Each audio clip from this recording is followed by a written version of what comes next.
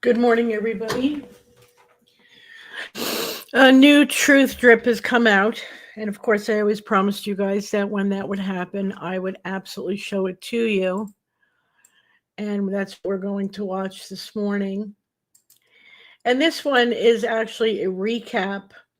And it's a good recap. It's one that's needed because it's got additional information in it. And then I've taken notes. So I've obviously already watched it. And I've taken notes on it. We're going to go over the notes. This is a special video. This video, as you can see from the very top of the chat, we have tagged some very important people on YouTube. And they are going to be tagged throughout the platforms after the show's over because we are looking for action. We're tired of just words.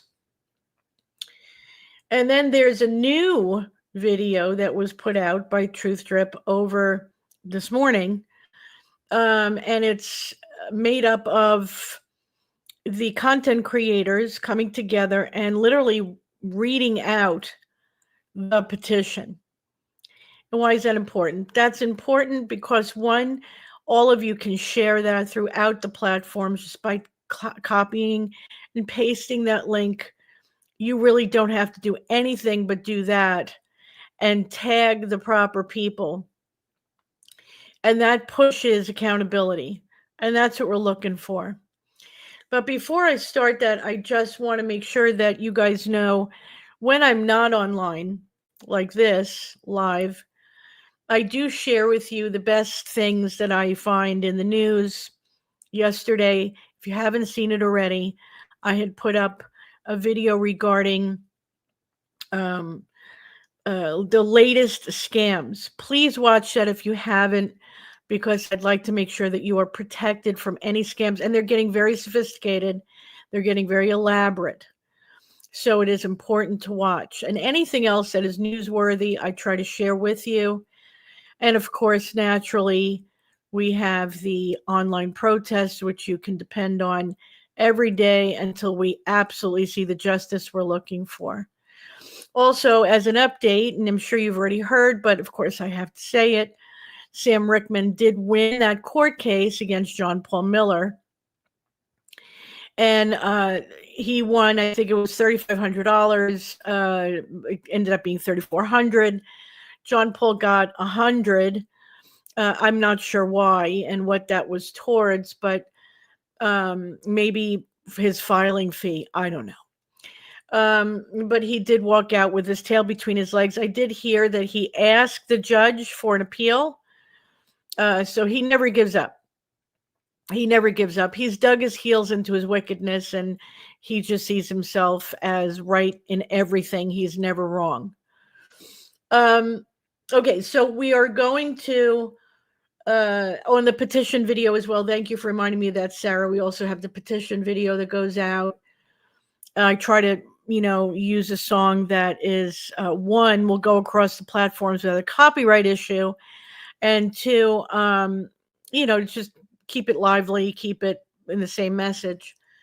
So anyway, let me start off with this recap. Now, this recap, hold on, is about 24 minutes. Now, I've noticed, because I do play back my own videos after they go live. I'll watch them myself for any kind of, audio issues or something that I might need to fix. And I've noticed that the sound has not been very good, not on me, but on any videos I'm playing, especially music. So I did clean out my computer today. I did, kind of maintenance on it. I also maintained the streaming service and got rid of some extra things that they were holding on to. It was a bit full, so I'm hoping this video will be nice and clear for you guys. I'm praying. But anyway, I'm going to play the video without interruption in full, and then we will go over what I found, the anomalies. And there'll be a couple of things that I have repeated. Sometimes, it bears repeating, especially for the people that I have tagged. And then some things you may find new. So without further ado, let's start the newest Truth Trip recap, live interactive chat, watch event, and Chris Skinner case. I'm not really sure what the live interaction chat is. Maybe that's what they had last night. But this is what's playing today on our show. So here we go.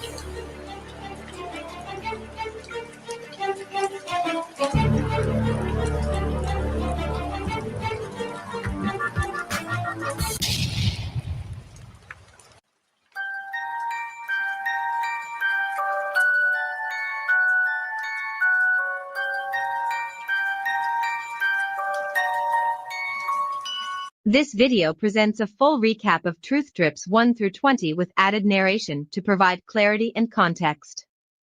The purpose is to depict the full scope of what the Skinner family experienced before the investigation process began and snapshots of what occurred during the police interviews.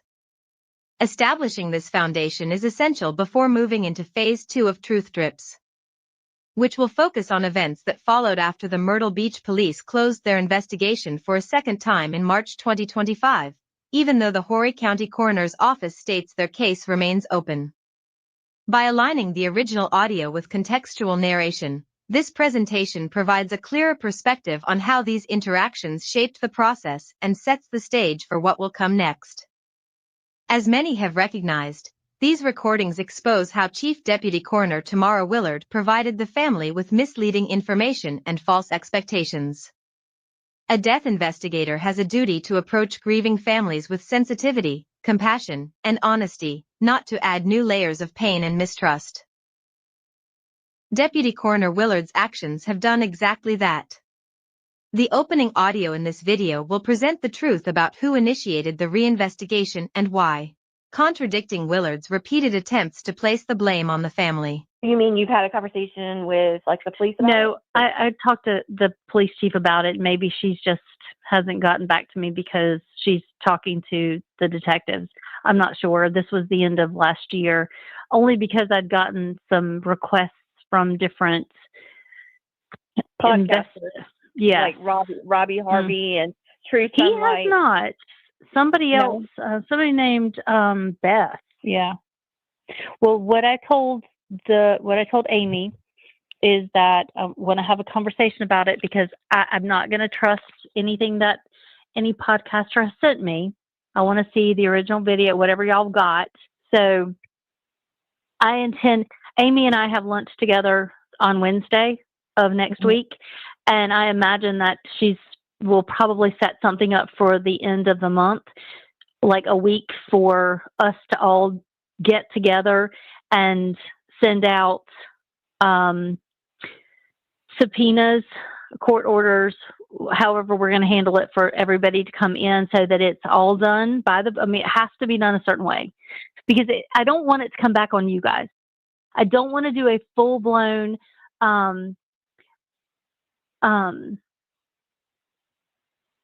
inquest because that is so expensive and I don't have to do that. But what I do need to do is compel everyone to come in and be, for the lack of better words, interrogated. Not that you have to be, but it's just going to solidify the case, if that makes sense, because she's going to fight it. And if she's got any money and he's got any money, and I know he does, I don't know what she's got, but I know he's got it. So that's the whole reason for us being on the same page. Chief Deputy Coroner Tamara Willard shared her reinvestigation plan with Chris Skinner's sister. This set an expectation of the outcome for the family's compliance. None of what she stated happened.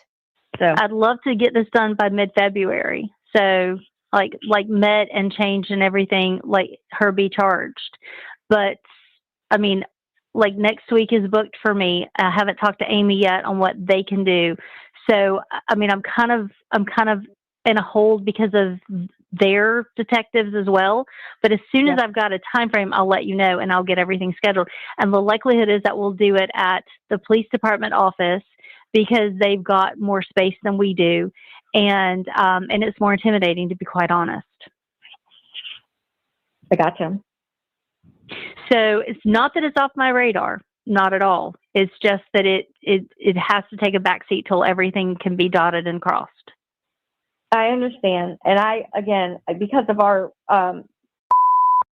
no worries. I was hesitant you because I didn't want you to think I'm trying to. No, not at all. Not at all. That never even crossed my mind. Look, I would do the same thing if it was my brother. So no worries. We'll get that done, but just get me a list so that I can kind of get it all done the same week. Now, I get it if somebody wants to come down and they can't get here this week and it's just one person, but I can't let it drag out either because then Susie's going to find out and then, it'll be a lot more difficult. So I'd rather just take her by surprise, to be quite honest. I'd like for her to be the last person interviewed and she doesn't walk out of the office. She goes straight to Myrtle Beach jail. Despite having that conversation with Chris Skinner's sister before the police interview started, Willard said during Skinner's sister's interview that she never told her that she wanted Susie Skinner arrested. Let's listen to a clip of the police interview. I know you guys What's that going to look like, though? What do you mean? How can she be held accountable? I mean, what would you want to happen? Well, I think I already said it. I would like the death certificate to be changed because the truth is. But that's not holding her accountable. You won't. You want what? I thought when we discussed, this is why I'm confused. I thought when we discussed, you said she would probably be arrested for telling a lie to the police. I asked you if that's what you wanted what to happen to her. Was that a true statement made by Willard? Let's re-listen to a statement she said to Chris Skinner's sister in 2025 before the police interviews took place. I can't let it drag out either because then Susie's going to find out and then, it'll be a lot more difficult. So I'd rather just take her by surprise, to be quite honest. I'd like for her to be the last person interviewed and she doesn't walk out of the office.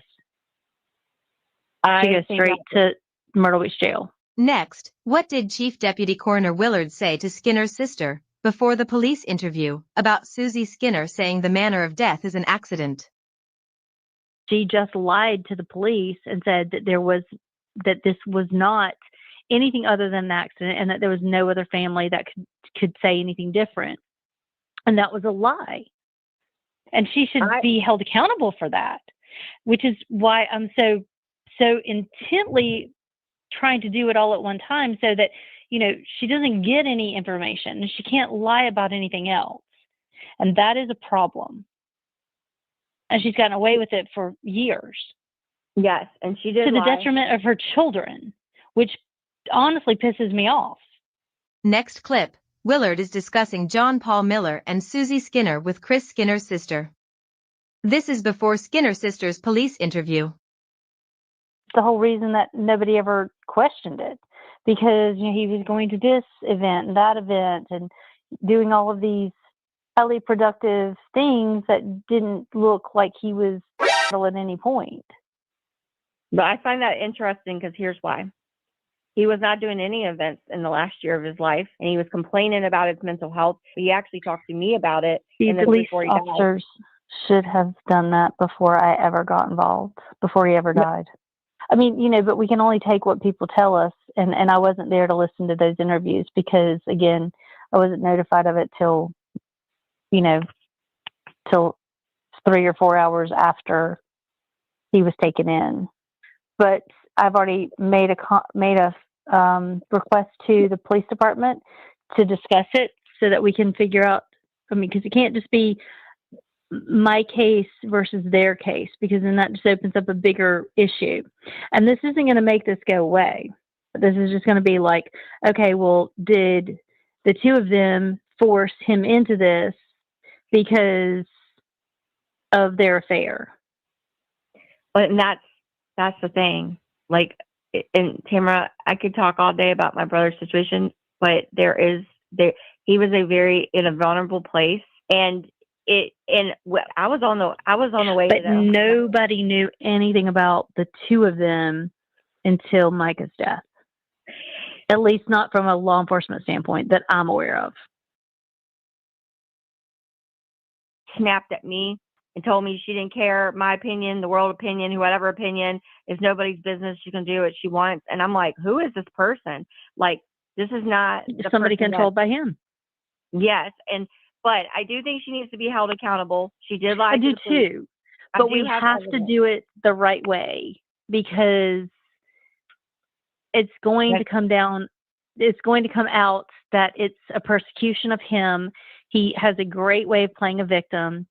She has stood by him through this whole situation, and I don't know how, if he's funding that or she's funding that or whatever, but to do it the right way, we have to do it the right way, which it should have been done the right way to start with. In Susie Skinner's interview on February 5, 2025, the detective shared his opinion about Chris Skinner's sister and how he believed the case was reopened. Deputy Coroner Willard was present during this interview and knew that what was being said was incorrect. Yet she did not correct it. Willard also claimed she does not follow social media regarding Micah Miller or Chris Skinner. However, in a telephone conversation with Chris Skinner's sister prior to the police interviews, she admitted seeing a post made by her niece, which is Chris Skinner's daughter. This clearly indicates that Willard does, in fact, monitor social media. Despite this, Willard took part in placing blame and shame on Chris Skinner's sister. In the following clips, we will first hear the detective telling Susie his opinion about Chris Skinner's sister. And then we will hear Willard herself discussing social media with her. The question that remains is, did Willard fail to tell the Myrtle Beach police chief and her detective who actually initiated the investigation and what she had already told the family? And I won't say that she portrayed herself like that. She never really alluded to that. But my opinion, I think you hit the nail on the head. I think she got caught up in YouTube theories and all that. You know, it was kind of the talk of the town for a little bit, and I think she got wrapped up in it, and it got her mind racing, and she talks to the family, and that got, I think it was just a ripple effect. So unfortunately, you were caught up in that ripple effect because you were, directly related to the case. But I wouldn't worry too much about it going forward.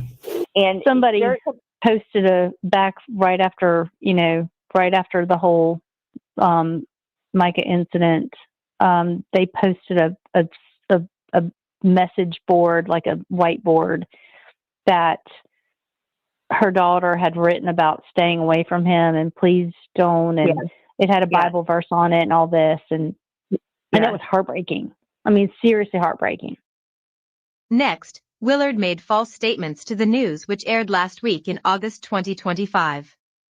She stated she had spoken to Susie Skinner in 2021 and that they had no reason to believe it was not an accident. Let me remind you that you already heard a clip where Willard said Susie lied to the police about manner of death being an accident. In this next clip, Willard is telling Chris Skinner's sister that she did not talk with Susie and that she only spoke to the detective. She also acknowledges that she did not see the police reports which contained witness accounts before making her death determination in 2021. Let's listen. I believe you had told me, and maybe I'm wrong, but maybe you had told me that she had indicated there wasn't any family in town. She did, but I didn't talk to her about any of that because remember he died so many hours later, and that she'd already been interviewed by the police department. Right, but do you know, which means they have to go in and say that she lied. So that's the whole reason for us being on the same page. And if there's FBI agent involvement, I want to know who that is, because I'd like to have them there present, because I'd like for her to see that, this is not just Myrtle Beach City or Tamara. This is bigger than that. Again, I hear you saying that can't just. I need a list of witnesses. Not Okay. just you, not just your dad, but his friend. Because I don't know what the police department has in their report as of yet, because I haven't seen that. Yeah. I only spoke to the detective. So I need to know who those are so that I can make sure they're interviewed, and we can get everybody scheduled for the same week. Next clip is during Chris Skinner's sister police interview in January 2025. Chief Deputy Coroner acknowledged she just spoke with the detective and that she had reviewed Skinner's pool video for the first time in January 2025. I was on a death at that time, so it was hours even after they called me that I even got to the hospital. So by then, and I spoke to the detective, she had seen the video, she had spoken to everyone, and she gave me her rundown of what had taken place. So I didn't see the video until this week. Why is Willard telling the news in August 2025 that she spoke with Susie Skinner after telling Skinner's sister she only spoke to the detective? Why did Willard tell the news that she had no reason to not rule it an accident when she admits she did not review the police reports with witness statements, did not talk with Susie Skinner, and did not watch the pool video until January 2025, yet she made a death determination? Chief Deputy Coroner Willard also made assurances to the Skinner family that they would not be blamed for their compliance in the police investigation. Yet she has publicly blamed the family and Chris Skinner's sister many times. Let's listen to her assurance.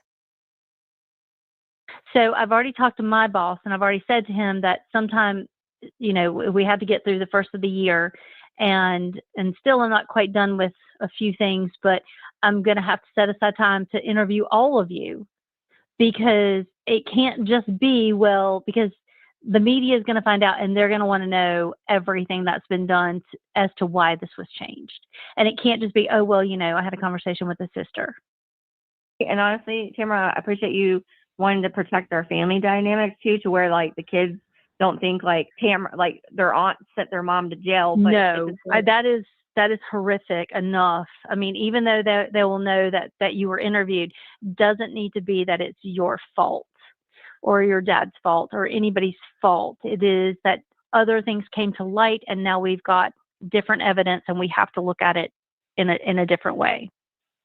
I gotcha. And because that's important. Also, and it doesn't have to say that it came from you. It's just evidence. As you can hear, Chief Deputy Coroner Willard gave Chris Skinner's sister her assurance that when the family complied they would not be blamed. She even said that no one would know the source of the evidence provided. So why has Willard broken her word and assurance to Chris Skinner's family? Let's listen to what she told the news last week in August 2025 about evidence provided. At the time, they were told it was an accidental drowning. Willard says this year, Skinner's sister gave new evidence that may mean the death was suicide instead of an accident. Why did Willard tell Chris' sister that she nor the family would be blamed for the reinvestigation and that all evidence provided? Did you know Skinner's sister was not the only person to provide evidence, yet she told the public in a news interview only Skinner's sister? Why did she sit in Susie Skinner's police interview while the detective told Susie right from the beginning that the family was at fault for the reinvestigation? She broke her word to Chris Skinner's family. Let's listen to how the police detective opened Susie Skinner's interview with Deputy Coroner Willard sitting right there.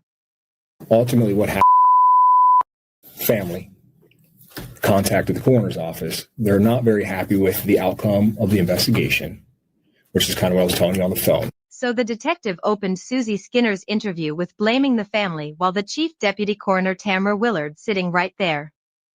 Willard's broken promise has harmed the family because Skinner's sister made it clear that the family's fear was how their compliance would impact their relationship with Chris Skinner's children. Willard assured the sister no one would be blamed. So, after Susie Skinner's interview, Chris Skinner's sister received a phone call from her nephew asking her about the reinvestigation. That conversation took Skinner's sister by surprise, so she immediately reached out to Chief Deputy Coroner Willard to inquire about if the family was blamed in Susie's interview. This was her response. Oh, well, and he also, my nephew said to me, his mom came home and told him that me and my mom and my dad were the ones that requested for it to be reopened, that you guys were going to say that you guys reopened it and we complied. I didn't tell her anything like that. Okay. Because my nephew called and asked me all these questions, and I was like, okay. Maybe she was fishing through her son. So, why did Coroner Willard deflect from responsibility? Why didn't she tell Skinner's sister that the deputy started Susie's interview with blaming the family while she sat right there? Instead of be honest with Skinner's sister, she instead told her that perhaps Susie left the interview process and went home to her children to fish for information. Why would Willard say this when she sat right there in the interview and heard the detective blame the family? Why would she make up a different scenario? The conduct is inexcusable and deceitful. She had the opportunity to tell Skinner's sister, but instead misled her. Deputy Coroner Tamara Willard provided misinformation, made false statements, gave assurances she did not keep, and told the Skinner family she planned to change the manner of death and pursue charges against Susie while later blaming the family, despite having told Chris Skinner's sister something entirely different. Willard stated that Susie had lied and needed to be held accountable, yet went on the news in August 2025 claiming everything was done appropriately. She assured Chris Skinner's sister that the family would not be blamed and that certain evidence would remain undisclosed, yet she did the opposite. She discussed John Paul Miller, Susie Skinner, and their alleged affair and suggested it could have impacted Chris's death, yet in Susie's interview, neither she nor the detective even asked about it.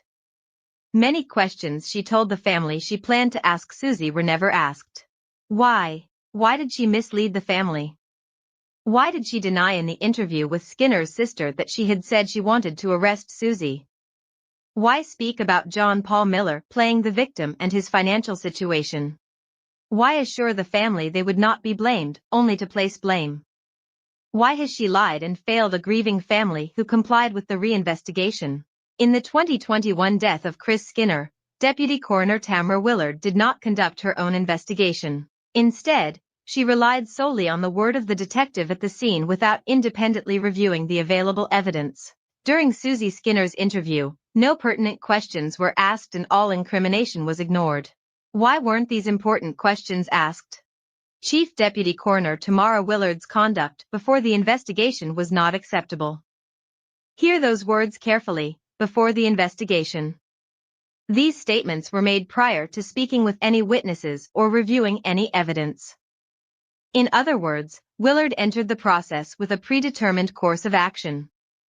She expressed strong views about Susie Skinner and John Paul Miller before the case was even reopened and stated that Susie lied to police at the scene, lied about the manner of death, and that Susie and John Paul were allegedly involved in an affair, among many other statements. She further claimed the Myrtle Beach police had failed in 2021 and insisted she would do it the right way because it was not done the right way to begin with. Willard went as far as asking Chris Skinner's sister to supply her with witnesses. While openly acknowledging that she had never spoken to any witnesses in 2021, and that as of January 2025 she still had not reviewed the police reports with witness statements or watched the pool video evidence. All of these statements were made 2 weeks before the official reopening of the case in January 2025 and before contacting a single witness, and before evaluating any evidence. Is this professional conduct? Is this ethical? Or does it show Willard engaged in misconduct before the investigation even began?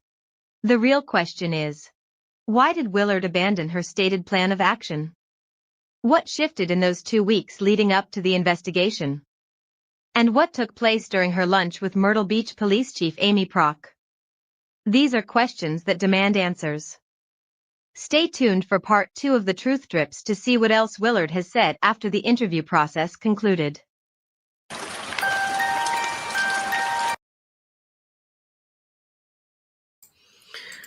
Okay, so obviously this detective is the queen of word salad. Okay, she blows so much smoke. She should be a chimney. So let's break down a couple of things, and again, they're going to be repeated, but it needs to be repeated because, like I said, this video especially has been tagged with very, certain people that could help bring accountability, not just to this deputy coroner, but the coroner, the Horry County Sheriff's Department, the Myrtle Beach Police Department, and the very people they're protecting, John Paul Miller and Susie Skinner. In multiple deaths, okay? We're not dealing with just one death here. We're dealing with multiple surrounding these people. We've only touched on 3, Micah Miller, Chris Skinner, and Scott Spivey. So one of the things that this deputy coroner admits to is that all the requests, the reason why they reopened this case was because she heard from podcasters. These are her words. And she specifically mentions Beth. I think it's Beth Braden. There could be another Beth out there, so don't quote me on that. But she admits the case has been reopened because of this public response. And she also states that there was evidence that Beth gave her, or podcasters gave her. She said, I want to depend on that. I want to look at the evidence myself. Well, guess what, lady? You should have looked at the evidence back in 2021 when it was there the whole time. It took for the public to come to you and hand you the evidence for you to finally look at it in 2025. That's not doing your job. And we'll go over that in a minute. She said, I don't want it to come back on you guys being the Skinner family. So she states that. Why would it come back on the Skinner family? The Skinner family had nothing to do with reopening this case. Nothing. They did not give them evidence and say, look, we found new evidence and we want you to reopen this case. That's a lie.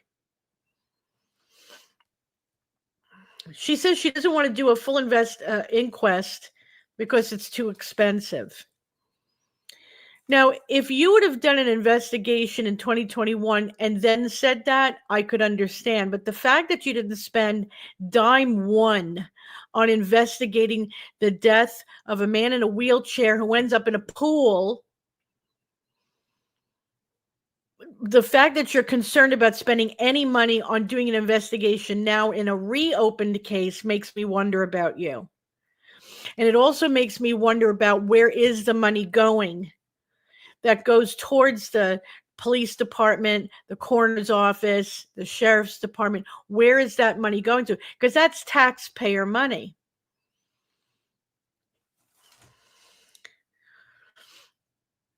She says that Susie is going to fight it. And if she's got any money, or he, being John Paul Miller, has any money, I don't know what she's got, but I know he's got it, that they would fight this. Now, how does she know John Paul Miller has money? I thought he was losing money. I thought this is 2025. I thought he was suing all these people because he was losing all this income. So where did John Paul get all this money? How does she know? She says she doesn't follow social media. She says that she hasn't been watching the Micah Miller case. She hasn't been watching anything about Chris Skinner. You know, she claims nobody knew about the affair. So she's making it sound as if nobody knows them personally. So how do you know he's got money?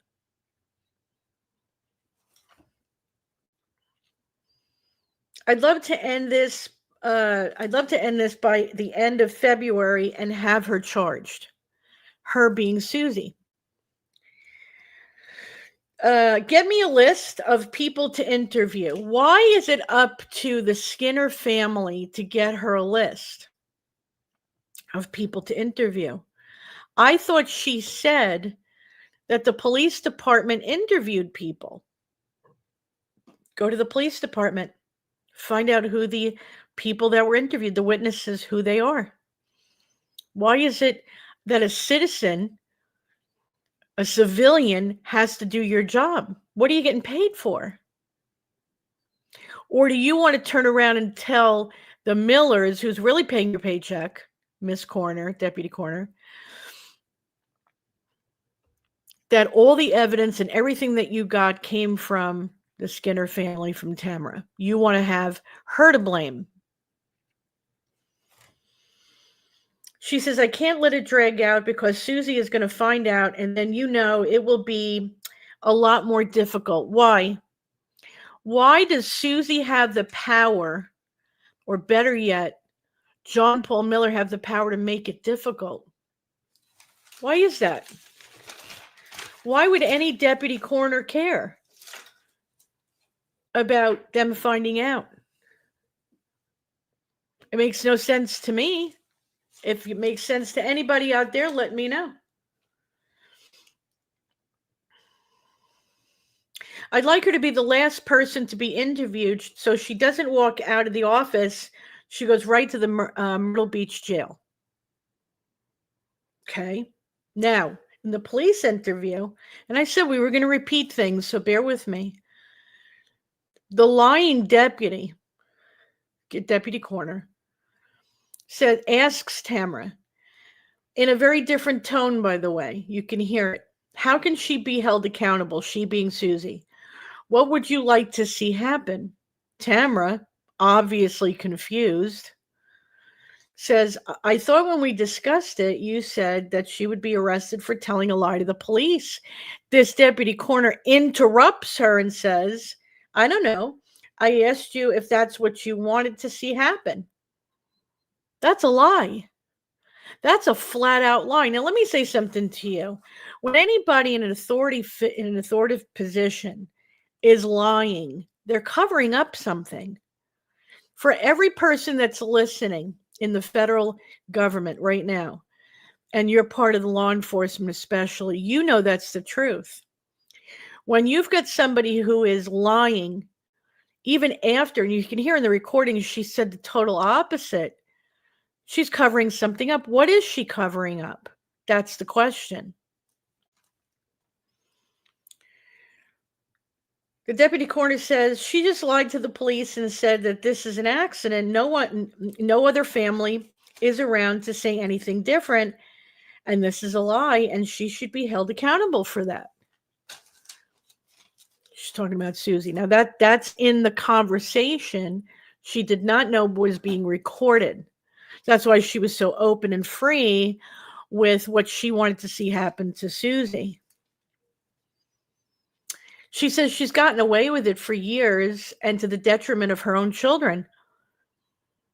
It honestly pisses me off. That's what she says. The reason no one questioned it is because he's doing these events and that event, and she says he's doing productive things. Didn't look like he was suicidal at any point. Well, wait a minute. How do you know that? How do you know that? You said you spoke to the detective who investigated the death, right? Okay. And they gave you their investigation, the facts of their investigation. But when you said that, and Tamara turned around and went, no, my brother hasn't been doing anything for a year. See, all the witnesses would have said that. She just proved she never spoke to any detective. What did the detectives tell her? Who was interviewed? Who was witnessed? Did the detective lie? Did the deputy coroner lie? You just said the detective told you everything. Then you turn around and you go, well, the police should have told me that. So now we're ping-ponging back and forth on who's at fault here. But you just said, Deputy Coroner, that the detective told you everything. Your manner of death for Chris Skinner was because of who told you. Susie Skinner. That's it. The wife of the man who passed away in his wheelchair in a pool. She tells you it's an accident. You don't look at the video. You don't talk to a detective. You don't talk to a witness. And then you turn around and you say completely opposite what was happening to this man. And when the sister goes, no, that's not true, you go, well, the police should have told me that. The police didn't tell me that. Well, which one is it? I'm confused. You're covering it up. Because just like Micah Miller, you got a narrative from your boss, John Paul Miller. And that's what you've been following for the past 4 years. You've been following, not what the detectives told you, not what the witnesses told you, not what the evidence told you. You've been following what your boss has been telling you. And your boss is not anybody else. You never even really mentioned your boss. Your boss is John Paul Miller.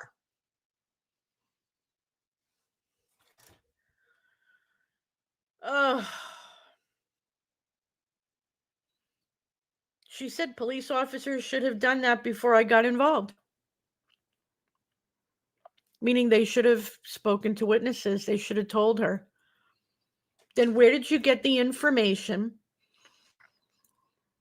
that he was doing event after event and was doing highly productive things, and that there was didn't look like there was he was not suicidal at that point? Where'd you get that information from? Susie Skinner. She said, the deputy coroner, did the two of them being John Paul Miller and Susie Skinner, force him into this because of their affair? What do you mean force? I find that word very interesting. Force him? I find that to be a very telling word, to be honest with you. Yeah, sometimes liars put a little bit of truth in what they say because they can't help it. Yeah, he was forced into that water. We all know that. She says nobody knew about the two of them until after Micah's death, at least from the law enforcement standpoint. Not that I'm aware of. If she would have investigated back in 2021 as a normal deputy coroner, or if the police department would have done their job and investigated his death, they would have found that out. Everybody else knew. His ex-wife knew. So they would have found out if they didn't know. But I believe they did. Because remember, the Myrtle Beach Police Department is in the pocket of John Paul Miller. Remember that. We all know that. She says, deputy coroner, she's controlled by him, she being Susie. He has a great way of playing the victim. Why would he have to play the victim in this? That he was being persecuted. Persecuted for what? Who mentioned John Paul Miller? Who even said anything? You're mentioning John Paul Miller. Why would he be a victim? Why would he play a victim?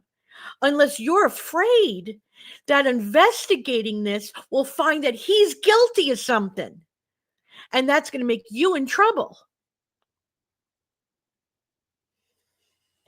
That's it. That's it, ladies and gentlemen. I don't know what other reason for her to bring up John Paul Miller and be concerned about him playing the victim. I thought this was about Susie. How does she know this? How does she even know that he's like this? You know nothing of their affair. You claim you haven't been watching social media. How do you know any of this? She's a friggin' liar. She has lied from beginning to end, this woman. The deputy coroner. Who is she protecting?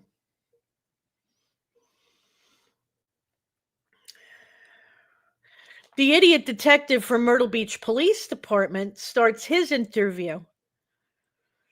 Meaning Tamra is caught up in YouTube theories and caught up in its ripple effect.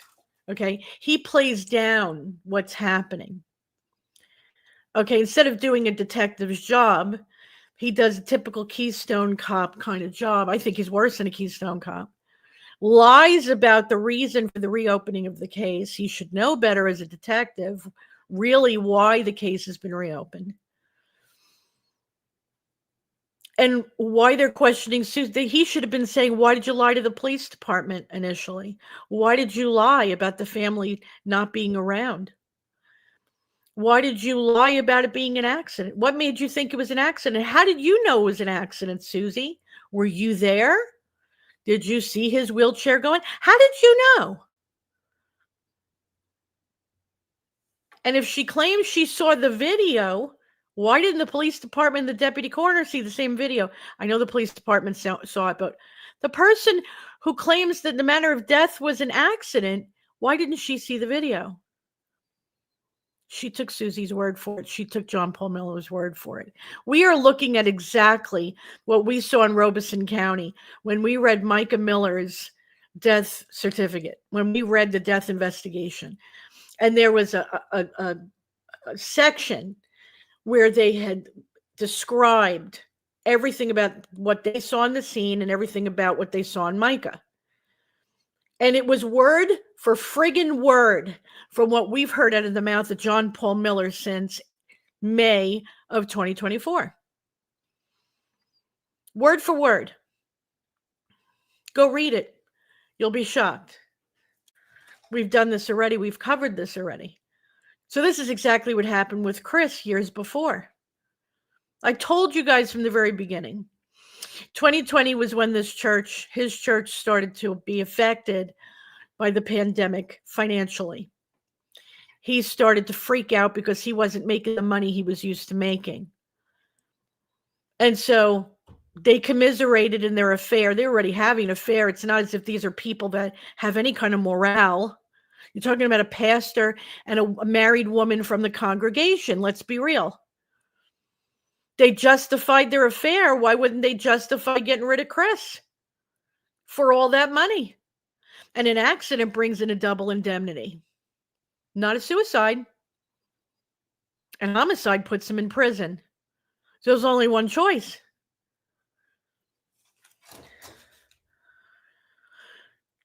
Now, if she depends on the police department and their word to investigate the death, as I had said earlier, in death cases, why can't she get a list of witnesses from them? If she depends on their word to come up with a manner of death, why can't you get a list of witnesses from them? Why do you got to get it from Tamra? I don't understand. Does she have a relationship with the police department if she doesn't have a relationship with them? I'm very confused.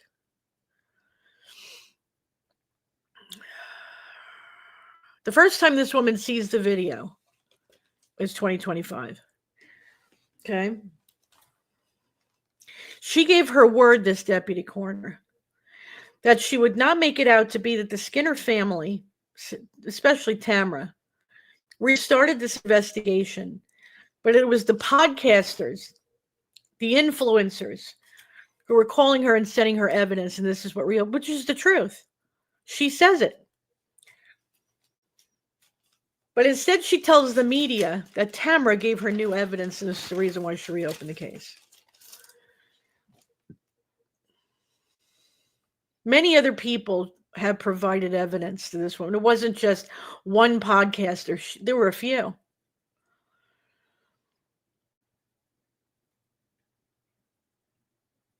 Now, let me see. These detective, that's not just the deputy coroner, but also the detective of Myrtle Beach Police Department. He should be on this petition. Have caused even more damage to the Skinner's family dynamic. Now, after this all happens, you could see here in the video, Tamra calls her, the deputy coroner, and asks her, what happened? And she goes, I didn't say anything like that. Maybe she, meaning Susie, was fishing through her son. So she blames Susie and the son. She is blameless, this woman. Blameless. Okay? Let me read to you from in the government jobs / careers for a deputy coroner. Typical tasks of a deputy coroner. Received calls from law enforcement agencies, doctors, and other medical facilities reporting death or potential cases. Make the initial determination if a death will fall within the jurisdiction of the sheriff and coroner. Investigates deaths by gathering facts, conducting interviews, and requesting medical records from medical facilities. Visually and physically conduct preliminary external examinations of the decedent. If required, respond to the scene and take possession of the body and appropriate evidence and or personal property. Inventory, secure, seal, and or store real and personal property belonging to the decedent or physical evidence. Physical evidence, okay? Locate, inform, and instruct next of kin regarding death, autopsy results, and funeral information. Complete the necessary coroner's paperwork, including associated narrative reports. Initiate or update death certificate via the electronic death registry system of that state. If required, assist forensic pathologist with autopsies and duties typically performed by autopsy technician, and prepare investigation reports, review autopsy reports, and sign certificates of death. Okay. By the way, that's somebody who needs to have an education. Now, a deputy coroner's purpose and primary role is concerning the grieving family is to provide information and support throughout the investigation process. They are responsible for contacting the family to gather details about the deceased, informing them about the need for a post-mortem examination, and updating them on the findings once available. Deputy coroners also assist the family by advising on planning the funeral and addressing any concerns about the cause of death or care provided. While they do not solely focus on emotional support, their communication and guidance are crucial in helping families navigate the often difficult and complex process of following a death. Now, in other places, it does state that if the death was suspicious or it wasn't a natural death, which Chris's wasn't, there would be a need for an investigation. Upon investigation, this woman would have found out in 2021 that Chris did have family in the area, and by speaking to them and the witnesses of people that knew Chris, if she was interested in investigating it, she would have found out all these things that have already come out in 2025. She was not interested in investigating it. There was no interest. There was already a narrative in place. It was premeditated homicide. That's my opinion, okay? It was premeditated. She uses the word force.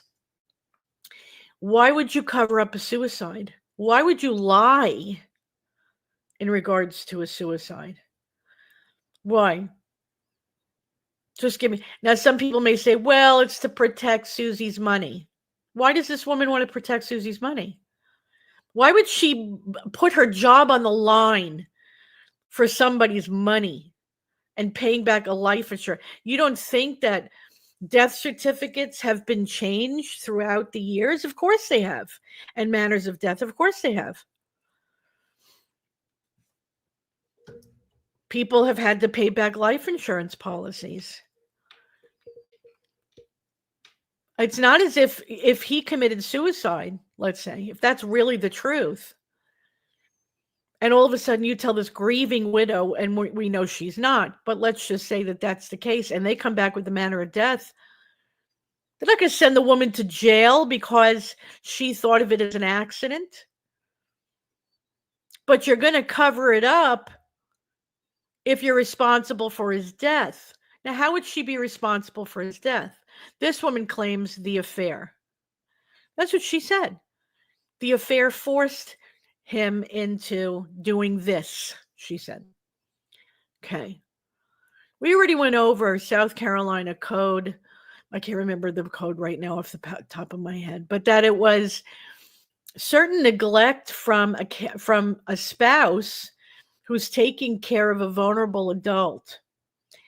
And if they neglect them, which she did, and don't care for them properly, and this is a woman who's a medical professional, she knew better, and it leads to a suicide, she's looking up to 30 years in prison. Okay?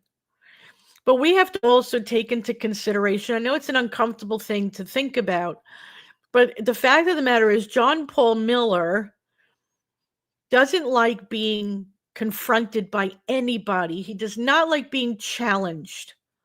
Okay?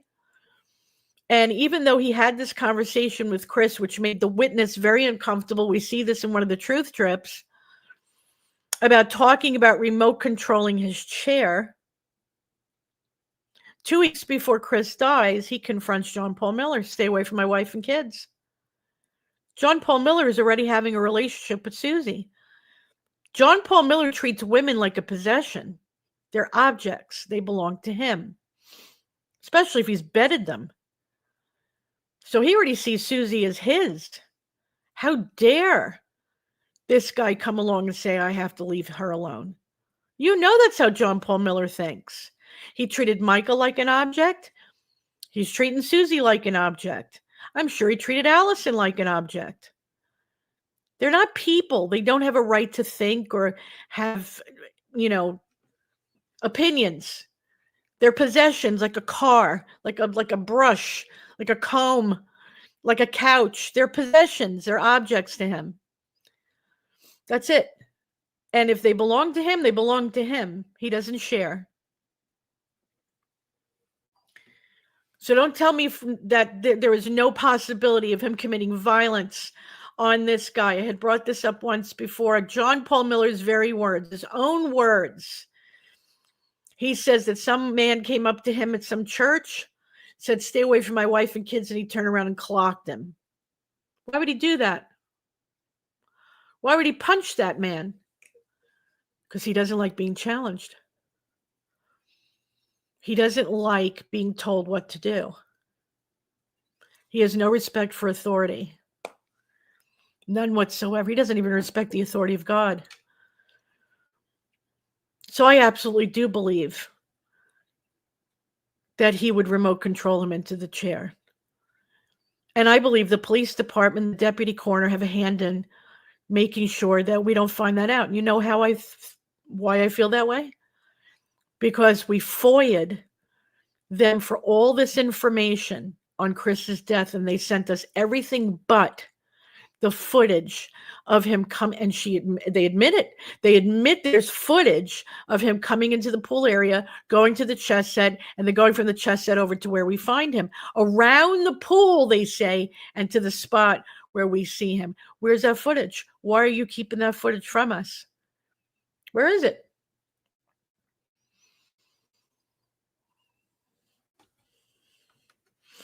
And as soon as Chris is gone, they turned their focus on Micah. Then all of a sudden, it's Micah's sick, Micah's sick, Micah's mental, Micah's mental, Micah's suicidal, Micah's suicidal, Micah needs her meds, Micah needs her meds. And we were going to keep pushing that narrative until she became too much of a problem, when she became a threat. And that was when she was going to expose everything that was going on through her affidavit and divorce, through Regina Ward. That freaked him out. And so he got rid of her. Prove me wrong. Someone please prove me wrong in anything I say. I would gladly be wrong about all of this. And not that I would want to know that Chris Skinner had felt the need to do this to himself, but I've watched videos of this man in the past couple of weeks with his children, or on the day that he received his wheelchair. And we should watch them. The wheelchair for the one that goes on the beach. This was a man who loved his children. loved his children, adored, and his children weren't adults, let me remind you. They were like 14 years old at the time of his passing. You don't think he took that into consideration? You don't think that for 1 minute he pushes a lever, let's say, to go kill himself, and you don't think he's thinking about his two 14-year-old kids? Give me a break. Or the family, his mother and his sister and his father that he was going to leave behind? I don't think Chris was that selfish. John Paul Miller is. Susie is, but not Chris. Remember, these are the same people that tried to convince us that Micah Miller ended her life. And then we found very ammo that she purchased that day did not take her out. There was your smoking gun, no pun intended. So you're never going to convince me that Chris did this on his own unless you show me that footage of him coming into that area, and I want to see him going around that pool. All evidence is in the intent of a person, okay? And the intentions of Susie beforehand, saying to Shonda, I wish he would just die. And then in the aftermath, talking about all the money that she was going to come into. What widow talks like that? What woman who loves her husband talks like that?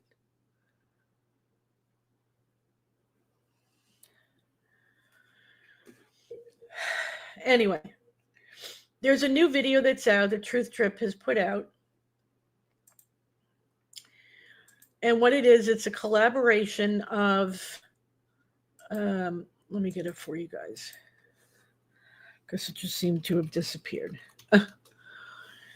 It's a collaboration of social media creators and journalists who are reading out, I'm one of them, reading out the petition.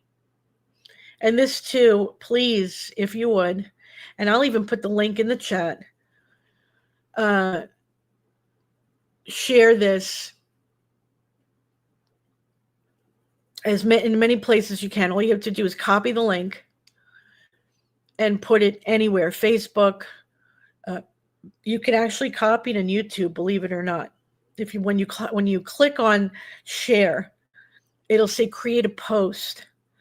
And if you click on that, you're literally resharing it on your channel, and you can, put hashtags and at and whoever you want to tag. So you can do that anywhere, any platform.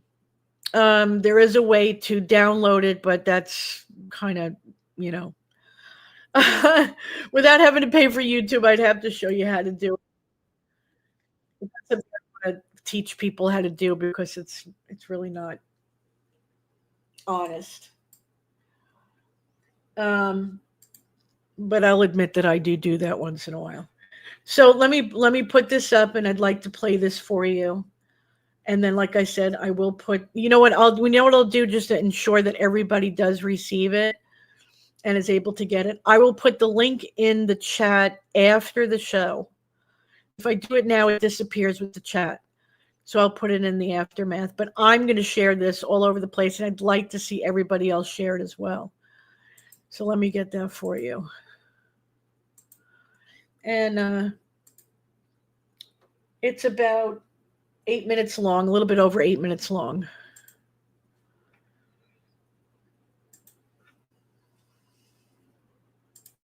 To Horry County Council, South Carolina Department of Health and Environmental Control, DHEC, South Carolina Coroners Training Advisory Committee, South Carolina State Ethics Commission, Governor of South Carolina. We, the undersigned individuals, comprising residents, professionals, and concerned parties from South Carolina and beyond, submit this petition in light of ongoing public concerns regarding the conduct, competence, and accountability of Deputy Coroner Tamara Willard of Horry County. Whether through professional engagement, investigative scrutiny, or moral concern for the proper handling of deaths and the rights of grieving families, we assert a collective interest in ensuring transparency, integrity, and lawful standards in all death investigations conducted under county authority. Number 1, grounds for petition: the mishandling of high-profile death investigations in the 2021 death of paralyzed motivational speaker Chris Skinner. Deputy Coroner Tamara Willard ruled his death an accidental drowning, despite a number of suspicious circumstances and available evidence that strongly suggested otherwise. Most notably, Willard even admitted that she never reviewed the video surveillance footage. That same footage would ultimately prompt the reopening of his death investigation. She also conducted no independent interviews of key witnesses or family members. Willard's original conclusion was based solely on police reports, which contained inconsistencies and conflicting narratives, rather than on a comprehensive forensic or investigative review. By relying exclusively on those reports without verifying or challenging their contents, Willard failed to meet the standards of an independent medical legal death investigation. Although the case has since been reopened following public pressure and the emergence of new video evidence, Willard has not issued a correction, retraction, or update to her original ruling. As of this filing, the cause and manner of death remain listed as accidental, despite substantial grounds to suggest suicide, coerced suicide, or foul play may have occurred. Even more troubling, in both public statements and recorded police interviews, Willard placed blame for the reopening of the case on Chris Skinner's family, despite the fact that she herself initiated contact with them to discuss re-examining the death. This contradiction reflects not only a lack of accountability, but also an effort to shift responsibility away from her office and on to grieving relatives. Her handling of the Skinner investigation has not only failed to produce answers through real investigative techniques, it actively subjected the decedent's family to public ridicule, harassment, and abuse. By placing them in harm's way rather than defending the integrity of the investigative process, Willard abandoned the basic ethical obligations of her office. Willard's conduct in this matter, her refusal to correct a flawed ruling, her lack of investigative rigor, her misrepresentation of events, and her failure to protect the dignity of a grieving family reflects a profound breach of professional, moral, and ethical standards expected of a public official entrusted with the authority to speak for the dead. In the September 2023 shooting death of Scott Spivey, Deputy Coroner Willard authorized the transport of Spivey's body in his own vehicle from the scene to the Horry County Police impound facility due to weather concerns. The body was left inside the vehicle for approximately 6 hours in late summer heat before it was removed. According to medical examiners, rigor mortis had set in, and Spivey's face was visibly discolored from pressing against the center console. It's a strong indication that the body has not been moved or examined in a timely manner. This highly irregular handling raises critical questions about scene preservation, chain of custody, and compliance with professional death scene protocols. Willard's decision has damaged public confidence in the credibility and competence of the coroner's office and suggests a pattern of decision-making that prioritizes convenience over integrity. Failure to maintain transparent public communications, multiple cases under Willard's oversight, including unidentified decedents, child fatalities, reclassified homicides, have been marked by inconsistent public disclosures, contradictory causes of death statements, and delayed and incomplete updates to family and the media. In many of these cases, Willard's office have failed to issue timely and complete statements, leaving the families and the public in a state of confusion and frustration. These communication gaps have become a recurring issue that reflects poorly on the professionalism and the reliability of her office. Supervisory lapses in staffing oversight failures. Willard served in leadership capacity during the tenure of Deputy Coroner Chris Dontel, who remained employed until his 2020 arrest for murder. While Willard participated in his suspension and termination once law enforcement intervened, the timing and seriousness of Dontel's conduct have raised reasonable concerns about internal screening, workplace oversight, and leadership accountability under Willard's tenure. Number 2, legal and ethical violations under South Carolina Code, annotated Section 1-3-240, subsection C, paragraph 1. A county officer may be removed by the governor for incompetency, misconduct, or persistent neglect of duty. Additionally, South Carolina coroners are expected to adhere to minimum professional standards under the South Carolina Coroners Trainee Advisory Committee and DHEC regulatory oversight. Willard's repeated procedural inconsistencies, communication failures, and poor decision-making in critical cases conflict with those professional and statutory standards. And lastly, relief requested. We hereby request, first, a formal investigation by the South Carolina Governor's Office, Coroners Training Advisory Committee, and the State Ethics Commission into the conduct and decision-making practices of Deputy Coroner Tamara Willard. Second, temporary administrative leave during the course of this investigation. Third, permanent removal from office if the findings of this investigation support misconduct, neglect, or incompetence. And lastly, a broader audit of all cases managed by Willard involving child fatalities, suspicious deaths ruled accidental, or bodies handled outside of chain of custody norms. So lastly, this petition is submitted in the pursuit of justice, professional accountability, and the restoration of the public trust in the Horry County Coroner's Office. Thank you. I'm alone, 'cause this house don't feel like home. If you love me, don't let go. Whoa. If you love me, don't let go.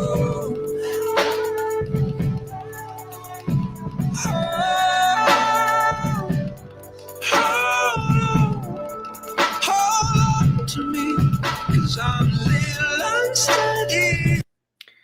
Wonderful job, Misty. Absolutely wonderful. And wonderful job, everybody that was on there. Excellent people have done a lot of work on both cases and still working, by the way. You know, just because you don't see shows every day like it was back in the summer of 2024 and the fall of 2024 does not mean that people are not working diligently. Matthew is in the chat. He's one of them, diligently, constantly digging and digging and digging, because there are like spider legs attached to. Micah Miller opened up a Pandora's box. I said that a long time ago. Her death opened up a Pandora's box. And please, everybody, remember to please share. I will put this, like I said, I'll put this link in the chat after the show. Her death opened up a Pandora's box. We're already starting to look at Jerry Savelle, Reverend Jerry Savelle. That came up last night again. And that was a death that happened a few weeks before Micah. And it has been said that Reverend Jerry Savelle went on some of these missions with the Solid Rock Church. Didn't like what he was seeing, especially in Pakistan. Had words with Reginald Miller days before and all of a sudden ended up dead. Now we could say, oh, he was an older man. Well, he was an older man, but he had nothing wrong with him. He was a healthy older man. His death was sudden and was surprising to the people that knew him. So it stands to reason God has his own timing. And if this is the time to look into him, this is what we'll do. But my point is, the fight hasn't stopped. Sorry, guys, that's my alarm. The fight hasn't stopped. Just because you don't see a show every day doesn't mean that we've given up. We're never going to give up. And so that's what these videos are for, that in the gaps of the times that we go live and do shows, whether it be here, Facebook, TikTok, or wherever, we keep everything going by the online protests, by the petitions, by the truth drips, by all of that, keeping it out there, keeping their names out there, and tagging the right people. Now, all the people that are mentioned inside this one particular video that they're looking to create accountability for this deputy coroner, I absolutely believe that should be tagged. They should be tagged as well. But I had tagged people that were in the federal government, law enforcement as well, and SLED, because I think all of them need to be investigated. The entire Myrtle Beach Police Department, the Horry County Sheriff's Department, the Horry County Coroner's Office. And why? Because there's multiple deaths that are questionable. There are multiple people that were ignored when called for help, Micah being one of them. And we believe that Micah died in South Carolina as well. That's why the South Carolina FBI is involved.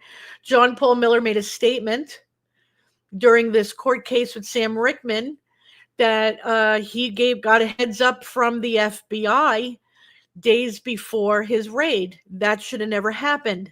That is not proper protocol for the FBI. And if an FBI agent did that from Myrtle Beach, and this is for a SLED and FBI and everybody listening from the federal government, they should lose their job. They should have never given him a heads up on a federal raid. So that came out a few days ago. So there seems to be some serious corruption in this area, and I wouldn't mind seeing the military take over this area as they did in DC. Maybe that needs to happen because the authorities, including politicians, some politicians have used South Carolina as their own playground. And the citizens who are paying taxes into this place have no protection, have nobody to run to when they're in trouble, have nobody they can trust. And some of their lives are put on the line for the sake of whatever reason these people find. If somebody gets in their way, they just kill them. And then you got people like this deputy coroner and the coroner and the police department to cover for them. And that's what I believe is happening. That's what I believe is happening. And for what? The sake of the almighty dollar. So it's time for accountability. Anyhow, thank you guys for joining me. I'm going to put all these links in the chat. Please, if you haven't signed the petition, please sign the petition. I say this every time because it's important. If you have signed the petition, please share the petition. You could find it on my Facebook, Created a Class magazine on Facebook. It's actually saved way on the top. It is pinned to the top so you can easily find it. And it's actually the website that was created with the petition on it. The truth strips are on it. The news interviews with this coroner is on there, and ways to contact the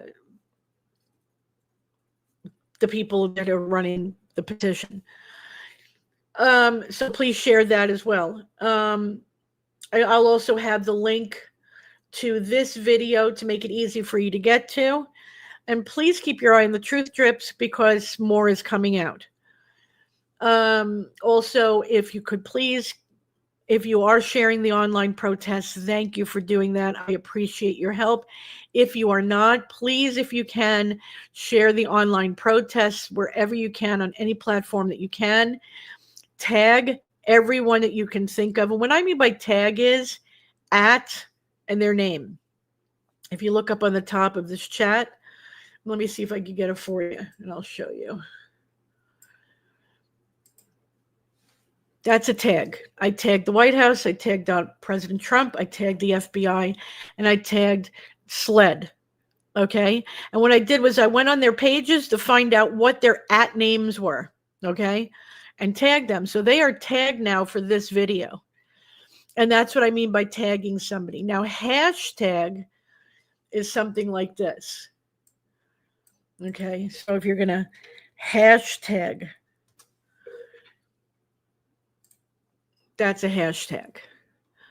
Okay, but if you want to get their attention, you're going to do at and their name, whatever their name is on that page. That's for Facebook. That's for YouTube. Every platform has it. When I put that online protest, I add everybody. Okay, so I know when they open up, or whoever it is that's opening up their social media is going to see that post every day until something is done. So if you can please help me with that, that would be great. If you're more comfortable with hashtagging, then just hashtag, but please help out if you would. I would greatly appreciate it. And so thank you guys for joining me. And I'm sure there is more to come. And until that happens, please stay safe. Please stay in prayer, especially the Lord's Prayer in Psalm 91, in the name of Jesus. And until I see you guys again, please stay safe and God bless.